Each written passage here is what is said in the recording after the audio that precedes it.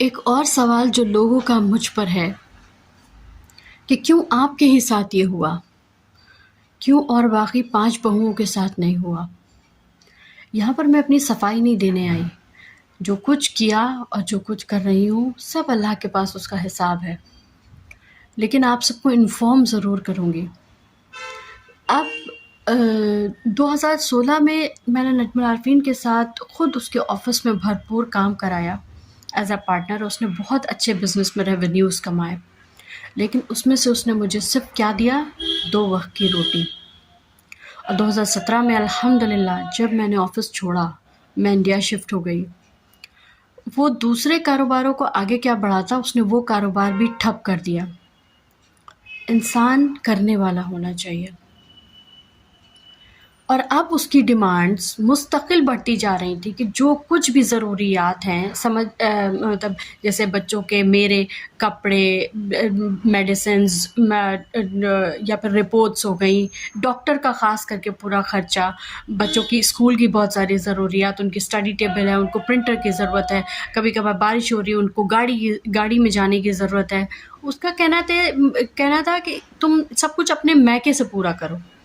Washing machine خراب ہو گئی ہماری، اس کا کہنا ہوتا ہے کہ زندگی میں ایک چیز لے آیا، اب وہ تمہاری موت تک چلنی چاہیے، بٹ دیز آر مشینز، میں اس کو کنٹرول نہیں کر سکتی، تو سب کچھ اپنے میکے سے مینیج کرتی رہو، جو کچھ بھی تمہارے پاس کمی آئے۔ اور دوسری ان کی ڈیمانڈ اب یہ ہو رہی تھی کہ نجم العارفین کو میں اپنی ابو کی دی ہوئی پراپرٹی کو دے دوں ان کے بزنس کو بڑھانے کے لیے۔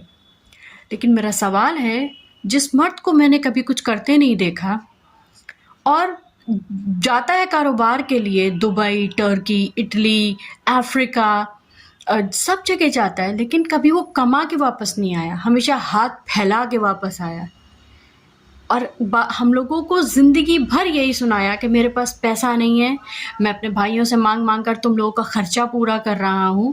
اس نے یہی تانا دے دے کے آج تک ہم لوگوں کو ہماری روٹی بھی دی ہے کہ میں اپنے بھائیوں سے مانگ مانگ کے قرضے پہ تم لوگوں کی ڈیمانڈس کو پورا کر رہا ہوں، تم لوگوں کی اس کے نظر میں جو ڈیمانڈ ہے وہ ہماری نیڈ ہے، کھانا، پانی، اسکول، ایجوکیشن، یہ ہماری نیڈز ہیں، اور اس کی نگاہ میں یہ سب کچھ ہماری ڈیمانڈز ہوتی ہیں۔ ایسے آدمی پہ کس طرح بھروسہ کر کے دوں؟ کبھی تو اس نے کچھ کر کے دکھایا ہوتا۔ کوئی ایسا بزنس مین جو پروفٹ کما رہا ہو، اس کو نہ انسان انویسٹ کرے گا یا نکموں پہ انویسٹ کر دے گا؟ اس سوال کا جواب آپ بھی دیجئے، نکموں پہ انویسٹ کرنا چاہیے کہ نہیں کرنا چاہیے؟